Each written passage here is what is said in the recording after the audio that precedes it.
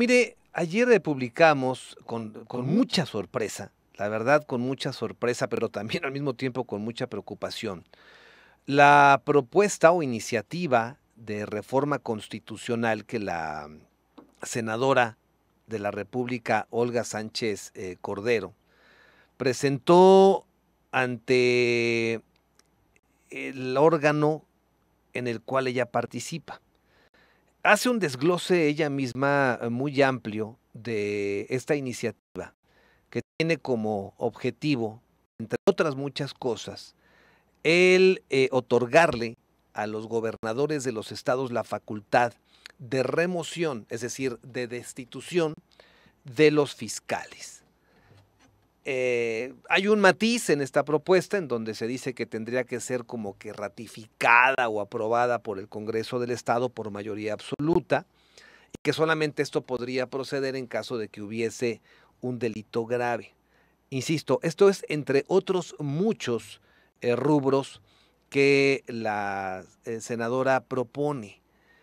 Nosotros percibimos que se trata de un retroceso, toda vez de que la autonomía no puede ser a mitades, ¿no? O en tercios, o en cachitos.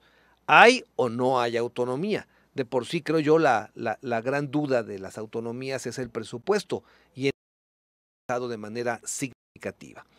Y por ello, un constitucionalista, experto en esta materia, lo es Raúl Israel Hernández Cruz, titular de la Comisión de los Derechos Humanos del Estado de Morelos. Ayer me permití yo compartirle este tema y le pedí que nos ubicara y nos orientara. Raúl, me da mucho gusto saludarte, como siempre, muy buenos días, bienvenido. ¿Qué tal? Muy buenos días, Teodoro, un placer estar aquí contigo esta mañana y también con tu distinguida audiencia. Estoy a tus órdenes. Bueno, parecería ser, primero quiero así como que el toque político, Raúl, pues si te estorba, cambia la ley, ¿no? Vamos a hacerlo desde otra vertiente, hablando del asunto que ha confrontado a la jefa de gobierno de la Ciudad de México con el fiscal del estado de Morelos, y un discurso que el presidente de la República trae desde hace muchos años en el sentido de negarse o advertir que la autonomía de las fiscalías es incómoda. Esta propuesta constitucional de una exministra de la Suprema Corte de Justicia de la Nación, ¿qué te merece? ¿Qué opinión te merece?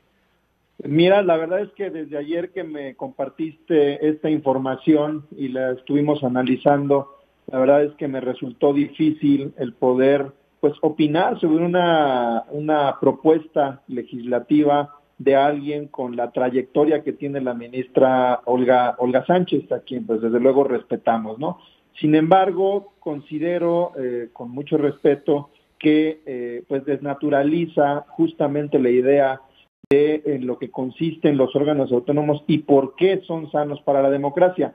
Muy concretamente, a los órganos autónomos los podemos identificar porque existe un procedimiento específico para su designación que no depende de uno solo de los poderes, que el periodo de tiempo por el cual están al frente de estos organismos sea más o menos largo.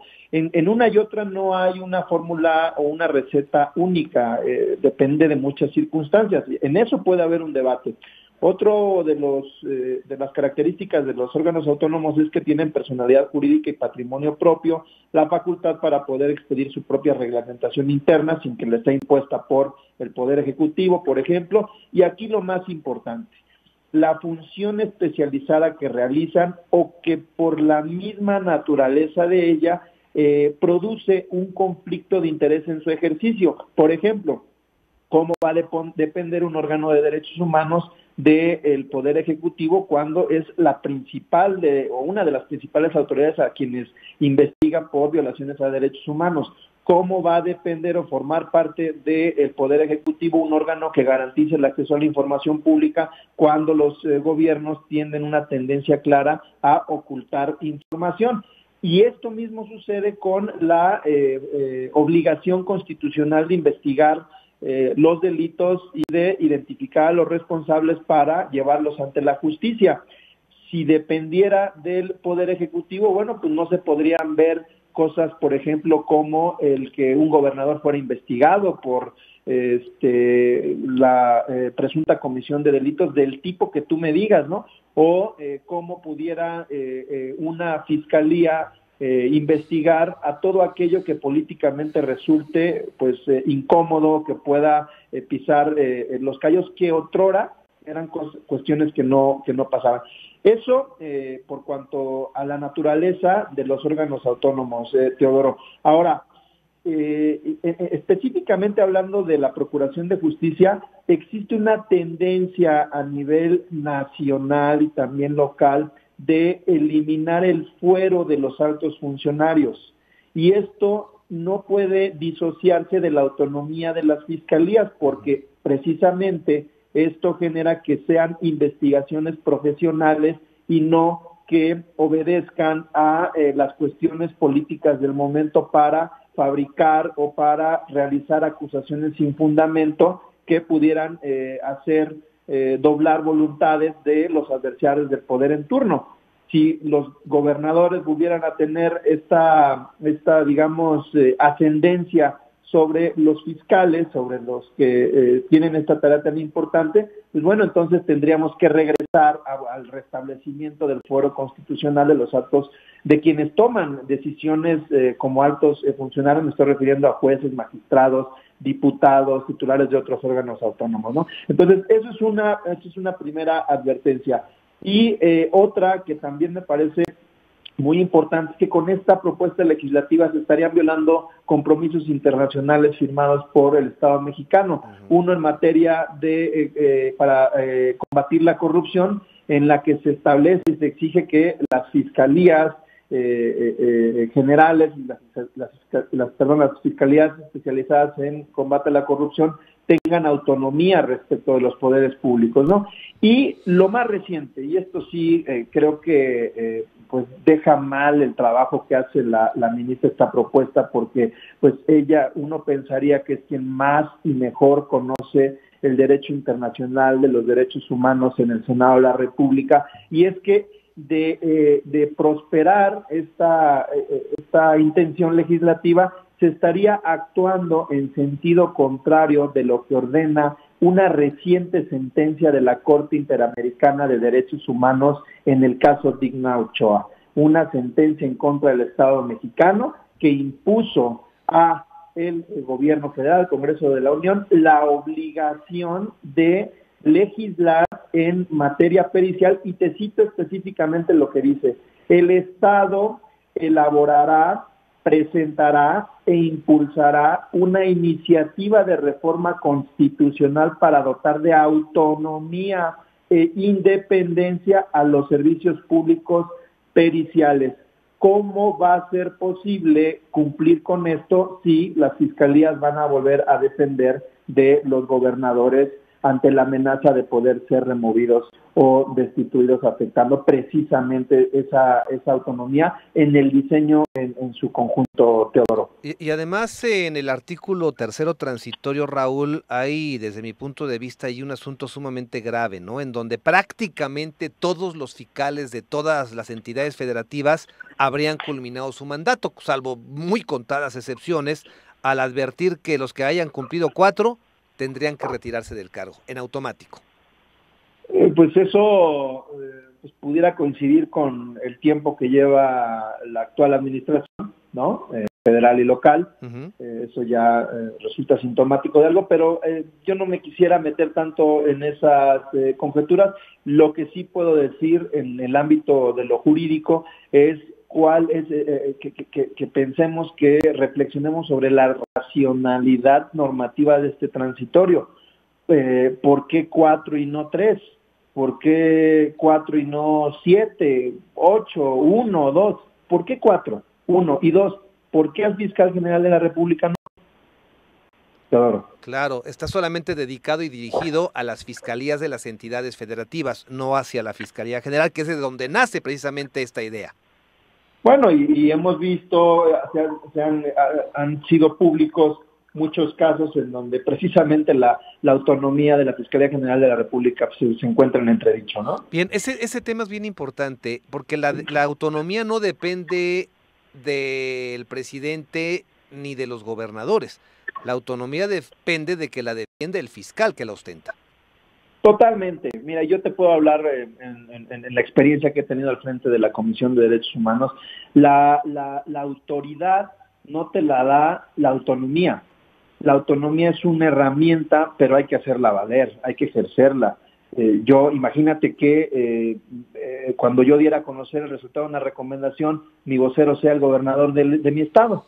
Imagínate, ¿no? Entonces yo creo que en el ejercicio de todas nuestras facultades y competencias hay que ejercer de manera decidida, responsable y de cara a la sociedad, a quienes debemos legitimar nuestro trabajo y poco a poco ir recuperando la confianza en las instituciones. Porque hoy el Estado mexicano, hoy el Estado se construye desde las autonomías, Teodoro, en vista de lo que está pasando a nivel nacional y a nivel local. Bueno, Raúl, ha citado dentro de 5 minutos la Fiscalía del Estado a dar a conocer pormenores, detalles, explicaciones, profundizar pues en la famosa necropsia que se le practicó al cuerpo de la joven Ariadna Fernanda, y que es el motivo precisamente de discusión con la Fiscalía de la Ciudad de México.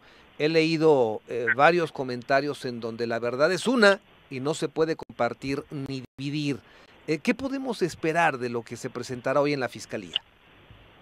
Mira, yo antes de poder referirme a este cuestionamiento, Teodoro, quiero llamar la atención a que no olvidemos que lo más importante es la víctima de este feminicidio y sus familiares.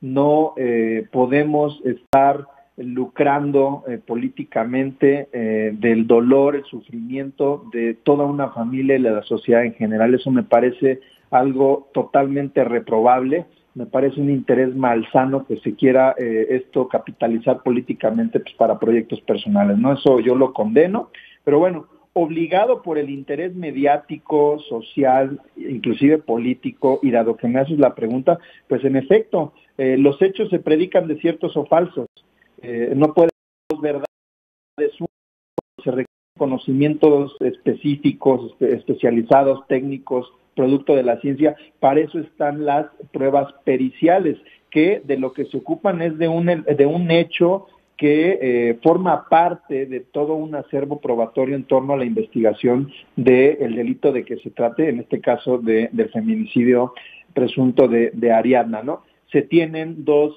dictámenes, y voy a decir aparentemente contrapuestos, porque yo no los conozco. Mi opinión es en función de las declaraciones de la Fiscalía General de la Ciudad de México, la Fiscalía General del Estado de Morelos y de la jefa de gobierno de la Ciudad de México.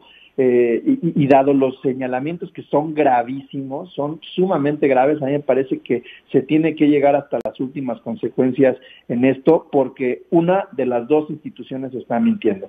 Si es el Morelos, se tiene que llegar a las últimas consecuencias y responsabilizar a quienes se hayan atrevido a ofender a la sociedad y ofender a la víctima y a sus familiares de esa magnitud. Pero si también en donde se está fabricando una historia es en la Ciudad de México, en la Fiscalía General de la Ciudad de México y la propia jefa de gobierno, pues imagínate tú, estaríamos frente a una aspirante a la candidatura presidencial que se atreve a inventar una historia a costa del dolor y de todo lo que involucra un feminicidio que además es algo en lo que no se ha sido capaz de prevenir ni en la Ciudad de México ni en el estado de Morelos, Teodoro. Y algo grave, Raúl, es que también hay 2 personas detenidas y dependiendo precisamente de estas periciales se va a determinar su participación y en su momento su sentencia.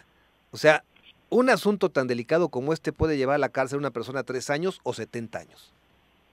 Sí, correcto. Eso es un trabajo que les corresponde a los jueces, atribuirle el alcance y valor probatorio de estos dictámenes que aparentemente están confrontados, ¿no? Y para efectos de el poder esclarecer lo que le ocurrió a Ariadna y responsabilizar a las personas que se tienen detenidas, que hoy por hoy pues son, debe de decirse también que son, o debe de presumirse su inocencia porque es un derecho conectado al debido proceso.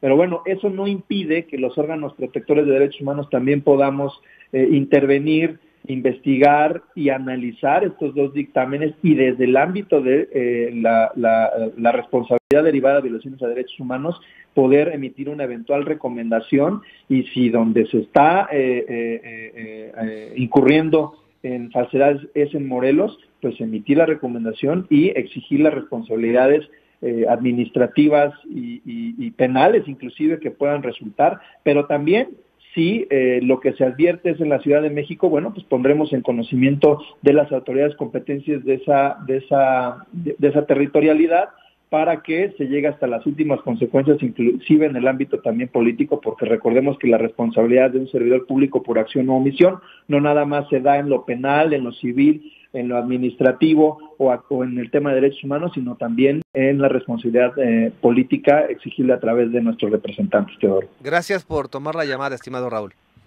Al contrario, un saludo a ti y a tu audiencia.